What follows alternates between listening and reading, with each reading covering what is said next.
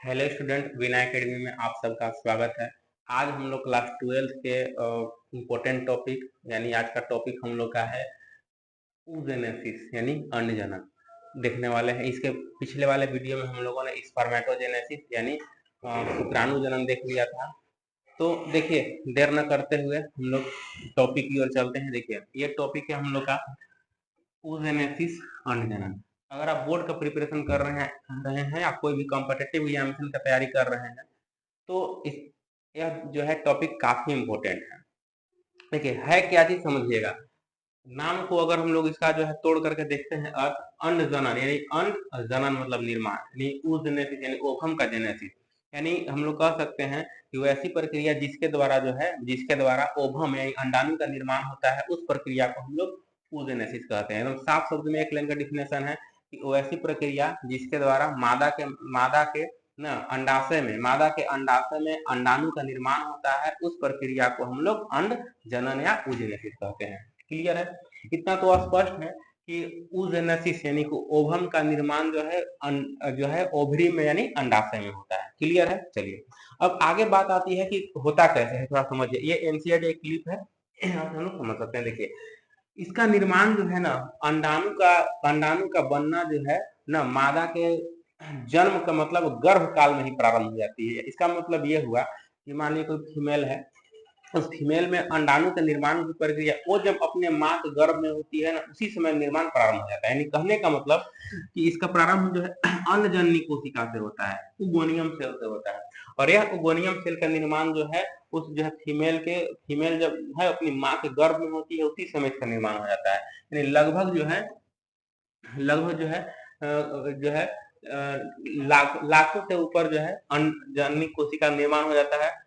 अब वो जब जन्म लेती है, जन्म लेने के बाद जो है जन्म लेने के बाद किशोरावस्था तक पहुंचती है। तो किशोरावस्था तक पहुंचते तक जो है ये घट करके लगभग 60 से 80 हजार जो है उसके अंडाशय में जो है अंडजननी कोशिका बचता है। ठीक है, यानी गर्भ काल में भी था उसका जन्म। जन्म के बाद जो है ना, जन्म के बाद जो है वो वही फिर आगे चल करके यही हमारा प्राथमिक अंडक है। अब यही प्राथमिक अंड जब किशोरावस्था में पहुंचती है, जन्म जन्म बाल्यावस्था यौनारंभ तक जो है ये प्राथमिक अंडक रहता है।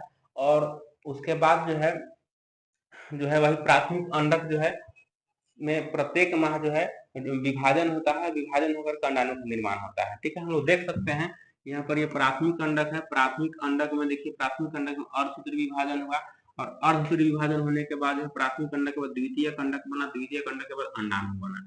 यहाँ देखने वाली इंपॉर्टेंट चीज ये है कि एक प्राथमिक अंडक से इंपॉर्टेंट चीज एमसीक्यू यहाँ से पूछता है कि एक प्राथमिक अंडक से कितने अंडाणु का निर्माण होता है, तो सिर्फ एक अंडाणु का निर्माण होता है। एक क्वेश्चन। दूसरा क्वेश्चन कि मादा जनन तंत्र में जो है इसका निर्माण कब प्रारंभ होता है, तो गर्भ जीवन से ही निर्माण प्रारंभ हो जाता है। ठीक है, चलिए और क्वेश्चन क्या पूछता है, 5 नंबर का जो है, तो 5 नंबर का या 3 नंबर का जो है क्वेश्चन यहाँ से डायरेक्ट दे देता है, ये फिगर से क्वेश्चन दे देता है। ठीक है, चलिए उसके बाद जो यहाँ पर जो है प्रथम ध्रुवीय पिंडक द्वितीय ध्रुवीय पिंडक बनता है। ठीक है, ये हमारा जो है इस तरह से ये हमारा ये मादा जनन तंत्र का जो है स्टेप वाइज स्टेप है। ठीक है, चलिए अब हम लोग इसमें अगला हेडिंग देखते हैं। नेक्स्ट हम लोग का है, चलिए अगला हम लोग का है शुक्राणु। शुक्राणु क्या है, सबको पता है कि शुक्राणु जो है ना नर युग्मक है। शुक्राणु जो है नर युग्मक है। शुक्राणु का निर्माण कहाँ होता है, तो इसका सेमिनिफेरस ट्यूब्यूल्स में होता है, जो कि वृषण में होता है। ठीक है, चलिए यहाँ पर जो स्पर्म है, ये यहाँ से 3 नंबर का क्वेश्चन पूछा जाता है कि स्पर्म जो है, स्पर्म का स्वच्छ नामांकित चित्र के साथ वर्णन करें। काफी इंपोर्टेंट 3 मार्क्स का जो है ना, 3 मार्क्स का ये क्वेश्चन जो है लॉन्ग क्वेश्चन पूछता है, उसके साथ एमसीक्यू भी पूछता है।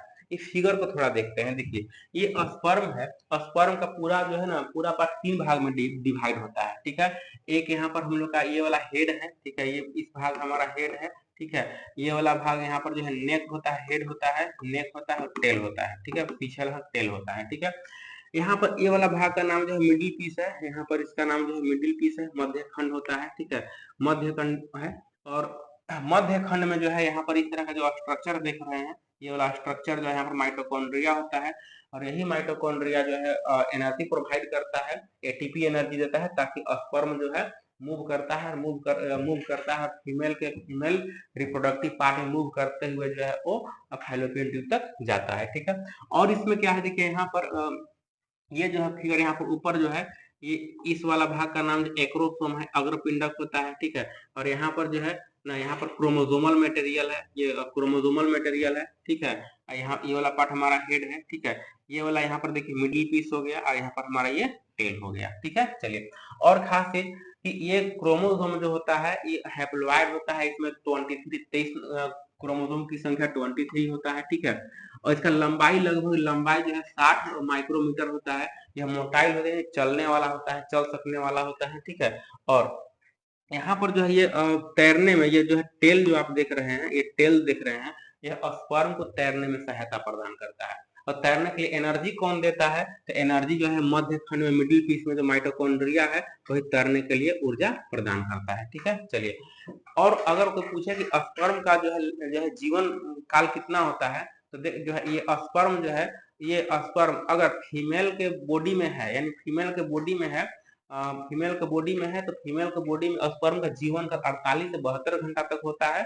और अगर यह स्पर्म जो है बाहरी वातावरण में है तो बस कुछ मिनट तक ही होता है, इसका कुछ मिनट के बाद जो है यह स्पर्म सेल डेथ कर जाता है। तो इतना सारा बात इंपॉर्टेंट है, यहाँ से हम लोग कर सकते हैं, ठीक है। चलिए, अब हम लोग अगला हेडिंग देखते हैं।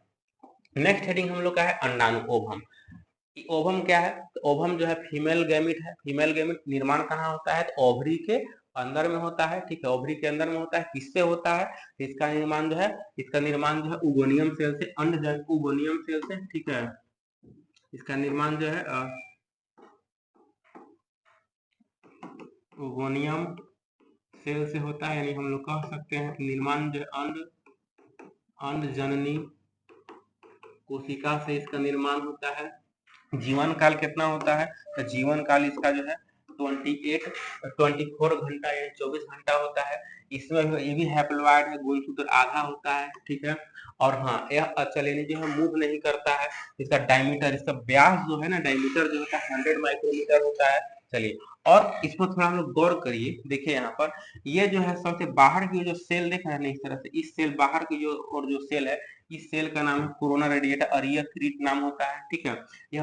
यह जो है ग्रेनुलोसा कोशिका का आवरण होता है, ठीक है। फिर उसके बाद जो है यह क्या करता है, तो यह जो पोषण और सुरक्षा प्रदान करता है, इसको पूरे जो है ओवम को पोषण और सुरक्षा प्रदान करता है। इसके बाद वाला जो ये लेयर, ग्रीन कलर का जो लेयर देख रहे हैं, ग्रीन कलर का लेयर जो है, इसका जोना पेल्यूसिडा नाम है इस लेयर का। यह ग्लाइकोप्रोटीन का परत होता है, प्रोटीन से प्रोटीन का नाम ग्लाइकोप्रोटीन है, ठीक है। और देखिए, जब स्पर्म आ रहा है तो इसका एक्रोसोम जो है इसी के पास आता है, जो ग्रीन वाला जो देख रहे हैं ना, ये ग्लाइकोप्रोटीन का जो परत इसी के साथ आता है और आकर के रिएक्शन करता है, यही से जो है एंट्री करता है, ठीक है। चलिए, तो ये क्वेश्चन पूछता है कि एक्रोसोम किसके साथ रिएक्शन करता है, तो ये जो है ग्लाइकोप्रोटीन का जो परत होता है, किसका, जोना पेल्यूसिडा का, उसी के साथ रिएक्शन करता है, ठीक है। चलिए, फिर उसके बाद जो है यहाँ पर ये वाला जो देख रहे हैं, ये वाला आवरण जो है इसका नाम परिपीतक अवकाश है, ठीक है। यहाँ पर इसके जो साइटोप्लाज्म है, तो ये जो है पूरा स्ट्रक्चर है, ये भी इम्पोर्टेंट स्ट्रक्चर है। ये जो पॉइंट्स है सारे पॉइंट्स इम्पोर्टेंट है, यहाँ से आप इसको कंप्लीट कर लेंगे।